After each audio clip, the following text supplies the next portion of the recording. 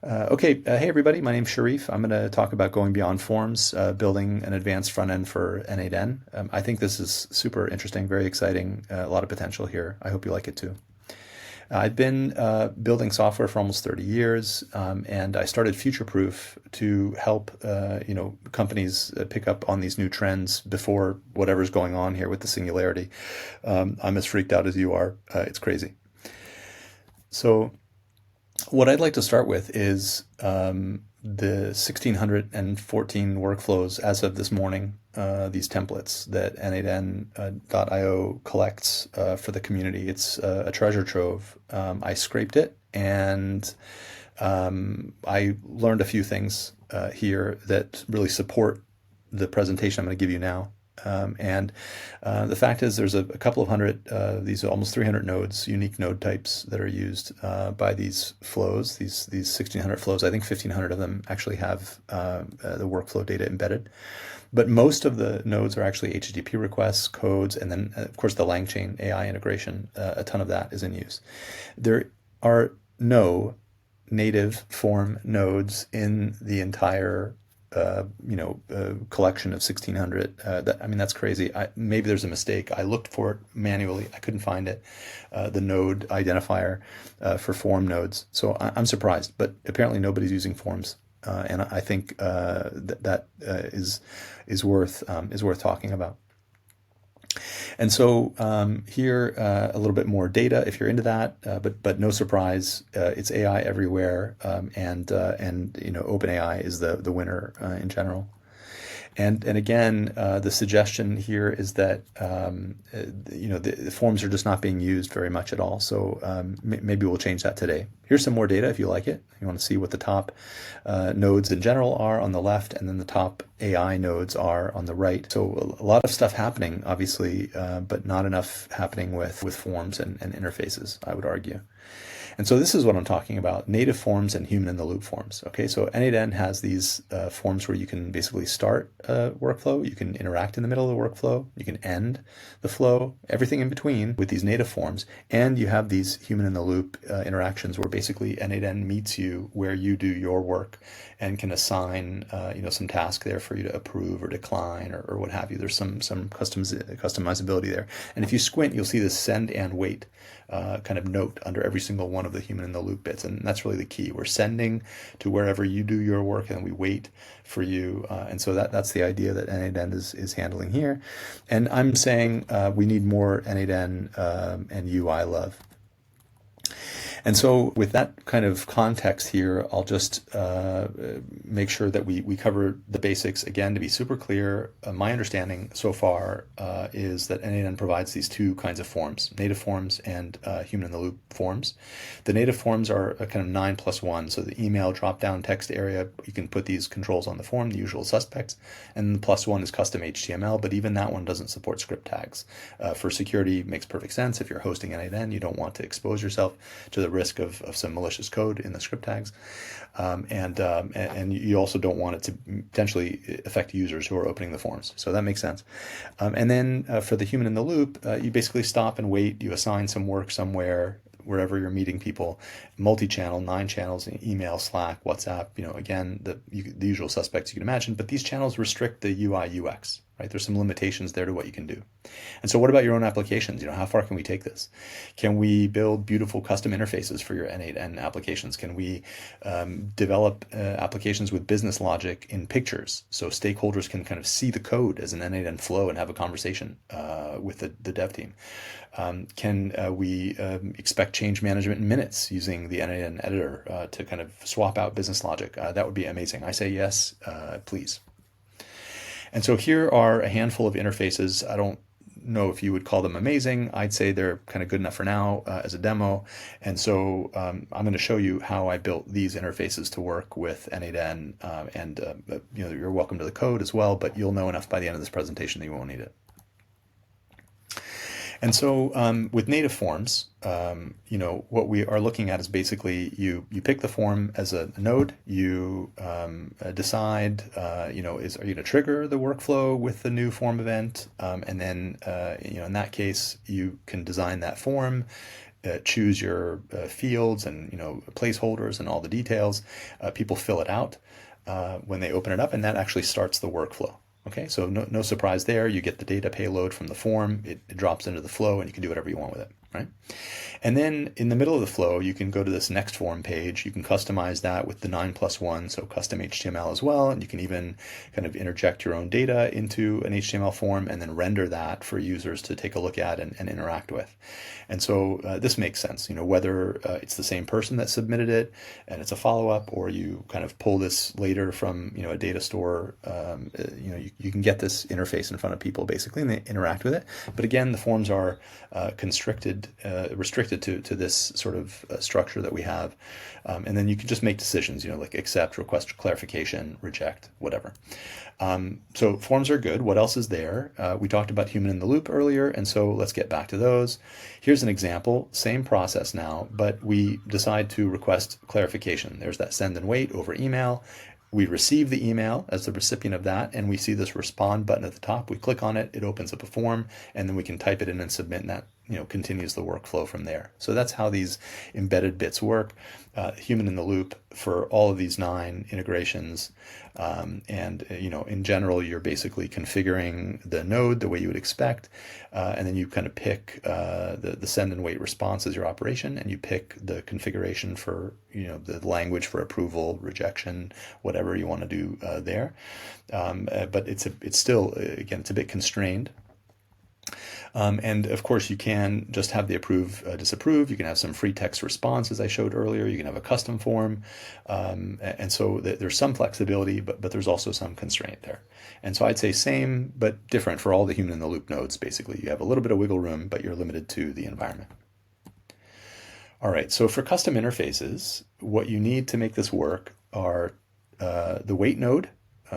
Again, criminally underused. People stop the workflow with the wait node for on a timer or something, but you can actually use a webhook to get into this wait node, not just after a specific time or on an interval. You can actually use this webhook call, and that's where the magic happens. And then if you want to, you can either respond immediately or you can respond via webhook node. So you have those two options with the wait node. So that's really the workhorse of this design that I'm presenting here. And so if you decide to respond with a webhook, then you can just configure that and you're off to the races. Okay, so here's an example flow. We choose to start the flow in a webhook, but you could just as easily start this with any other trigger, right? A timer or a subflow being called. It doesn't actually matter. What matters is the execution ID. We have to figure out a way to get that. So in this case, because we're calling the webhook, we just return the execution ID as the response from this respond to web this webhook node, basically.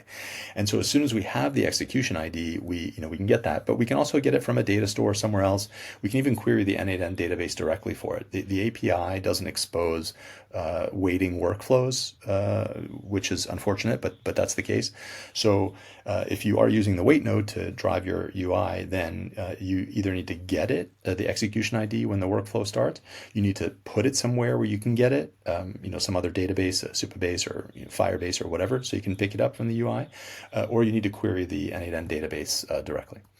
And then you have this wait node here. So in this case, we're going to pause the workflow, and we will, the front end has the execution ID. That allows us to query the API with the execution ID to discover the JSON payload that represents the executing workflow. And there's a particular line there called last node executed, tells us where we are in the workflow. And that lets us render the custom UI, basically. In this other example here, example 2, we don't have to respond immediately, kind of stopping the workflow and then responding as soon as you click a button. We can also do some processing in between, right? So we can pause, have a UI render, the user interacts with something, types in some data, whatever they do, then we have some processing in between, and then we reply after that processing has been complete.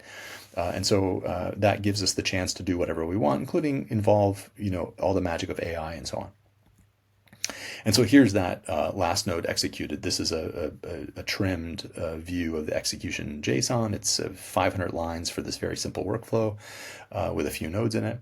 But you can see a couple of key pieces here. So there's the execution ID at the top on line 2, the fact that it started with a webhook on line 4, the status that it's waiting, the workflow ID if you want to get the whole definition of the workflow, and so on. But then you can see this line 21 last node executed is respond immediately, and that's the same as the key on line 13 there, respond immediately, showing you when it started. So you have a timestamp, time since started, and you have this waiting status there. The wait until on line 24, incidentally, is way out in the future. That's, I guess, how n8n basically holds wait nodes indefinitely.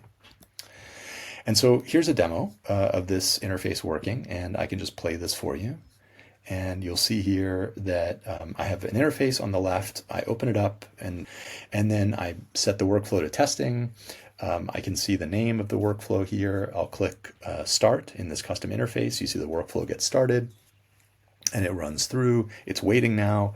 The interface is responding automatically to that, because it basically calls out to the n8n API to say, give me your your workflow status, and what's that last node waiting. So here I'll start it again, and in this instance I'm just going to add some data into it and show you that the data shows up. So again, it's just a post request, a webhook post, and so that data 1 2 3 is going to show up as soon as we hit it. The workflow finishes. I can right click, get the instance out, and you'll see 1 2 3 at the bottom there. It's a bit small, but hopefully you can see that. All right, so that's one example. Here's another example where we have a longer running flow, and this flow here has some kind of processing in the middle, right? Whatever that looks like.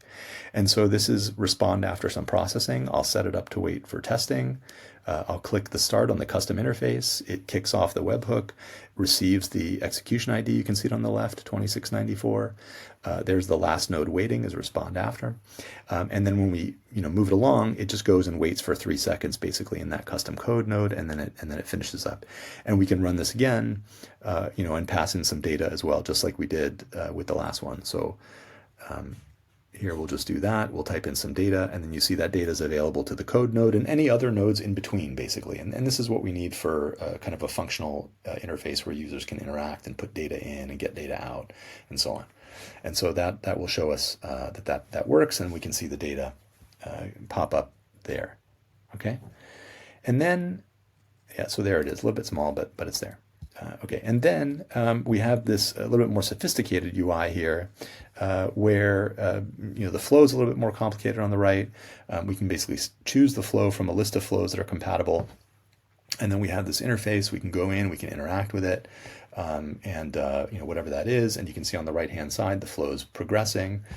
We can kind of answer questions, fill out forms, all the stuff that you would expect in a flow. The benefit here is that we can easily integrate AI. We keep the business logic visual so that we can have conversations with our customers and our stakeholders. We can do anything we want with the interface, including something like this hot or not view here. I want to include something, exclude something. This is not an interface that you would expect n8n is going to support natively in the platform, because it's just too custom. And you may have custom interfaces as well in your applications, which no one's going to build for you. You've built them already. How do you connect them to n8n? This is how.